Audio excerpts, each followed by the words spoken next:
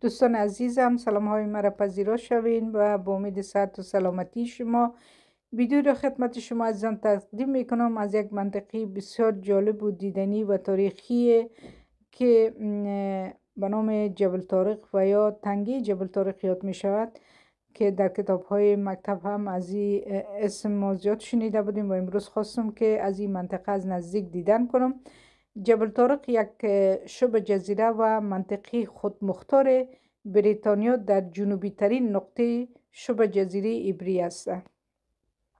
این منطقه در ورودی غربی دریای مدیترانه واقع است یا واقع شده و تنگه جبل طارق را تشکیل می دهد که دریای مدیترانه را به اقیانوس اطلس متصل می کند یا وصل می کند. جبل طارق از شمال با کشور اسپانیا هم مرز است و از طریق تنگه جبل طارق با کشور مراکش در افریقا در ارتباط است. شما همین لحظه میمون هایی را میبینین که در این ساحه آنقدر با یک فرهنگ و کلتور عجیب اینا بزرگ شدن که مثل میمون های هند و پاکستان و یا کشورهای تایلند یا نمیمانند. با انسان ها هیچ حرفی نمیزنن، کاری ندارن و فقط نشستن و نگاه میکنن. اما توجه گردشگران به خود جلب کرده که بسیار جالب است و این میمون ها بسیار مشهور هستند در این منطقه و ما از این ساعت دیدن کردیم. در مورد این منطقه باید بگویم که این منطقه به خاطر صخره جبل طارق که یک کوه آهکی بلند است شهرت داره و همچنین به خاطر اهمیت استراتژیکش در طول تاریخ به ویژه در طول جنگ جهانی دوم معروف است. جبل طارق همچنین به عنوان یک مقصد گردشگری محبوب شناخته میشه که واقعا خیلی زیبا و دیدنی است. جبل طارق را در واقع نمیتوان کشور آزاد دانست بلکه بیشتر سرزمین فرادریایی تحت حاکمیت کشور بریتانیا شناخته می شود. این منطقه در واقع دهکده کوهستانی است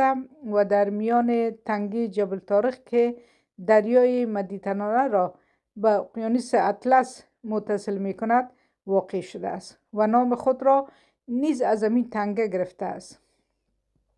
زیبایی های طبیعی به مثالش هر گردشگر را شگفت زده می کند و این منطقه ساحلی در جنوب اسپانیا یکی از بکرترین مناطق جهان است که هر ساله میزبان گردشگران بسیاری از سراسر دنیا است. نام جبل طارق که واژه عربی به معنای کوهستان طارق یاد می شود یا به نام کوهستان طارق است از نام فاتح بزرگ عرب طارق بن زیاد گرفته شده که در سال 1711 میلادی به قصد فتح اندلس یعنی اسپانیای امروز از این کوهپایه اقدام نمود و از آن پس نامش بر این تنگه جاودانه شد. جبل طارق منطقی است که بر مالکیت آن سالها جنگ رخ داد و همچنین بین انگلیس و اسپانیا بر سر آن اختلافات وجود دارد. این منطقه در سال 1704 میلادی به تصرف نیروهای مشترک بریتانیایی و هلندی درآمد و از طرف دودمان آبسوبورگ حمایت می شدند، اما اسپانیا هیچگاه حاکمیت بریتانیا را به رسمیت نشناخته. و خدمت شما عزیزان عرض کنم که اسم که بریتانیایی و اسپانیا یاد میکنن جبل طارق منطقه جبل طارق به نام گابریورتال می باشه. این تنگه سکونتگاه اصلی آن صخره جبل طارق است که بیش از 30,000 نفر از مردم این منطقه با ملیت‌های گوناگون را در خود جا داده است. خب دوستان عزیز، ما همین لحظه از منطقه بلندی های جبل طارق آمدیم به مرکز شهر و مرکز شهرش کاملا خصوصیات و آب و هوای بریتانیایی داره به خاطر که فرهنگ و آداب و رسم و رواج و مغازه ها و جاده ها همه چیز به سیستم انگلیسی هست. به این اساس آب و هوای انگلیس داره و ما خواستیم که از گوشه و کنار این جاده های زیبا و دیدنی جبل طارق دیدن کنیم. این هم بازارهای و ساختمان هایی که در این ساحه درست شده خیلی زیبا است، با سنگ فرش های روی جادهش، با ساختمان ها. همچنین چیزی که جالب است در اینجا یک میدان بسیار جالب و دیدنی بود که ما از این میدان دیدن کردیم، میدان کازماتیس. میدان کازماتیس که میدان گراند کازماتیس